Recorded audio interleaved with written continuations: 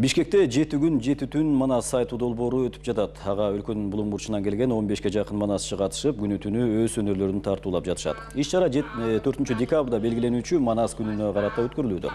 Бир апталык Манас айтууну Саякбай Манасчы эл аралык коомдук фонду экинчи ирет уюштурууда. Иш-чарага улай эле Залкар Манасчы Саякбай Каралаев тууралуу 130 мүнөттүк тасма көрүүчүлөрдүн назарына коюлмакчы.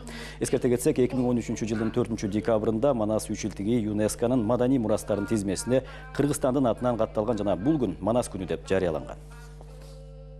Бул иш-чаранын негизги максаты ата-бабабыздан калган баалуулук Манасыбыз улуу биздин мурастарыбызды катып жата бербестен бүткүл дүйнө жүзүнө жайылтуу болуп эсептелет.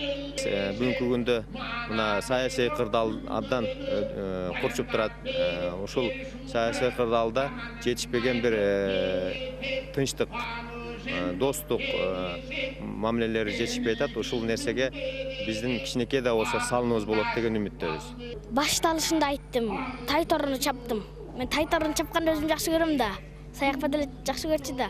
Саякбай атачы, анан мен да ошону чабай деп чаптым бүгүн. Кечө башталышында чаап бердим. Андан кийин дагы мен жабылышында айтат экенмин да, баарыбызчы. Анан мен деле кайра тай торуну чабам го, антип ошондон ары.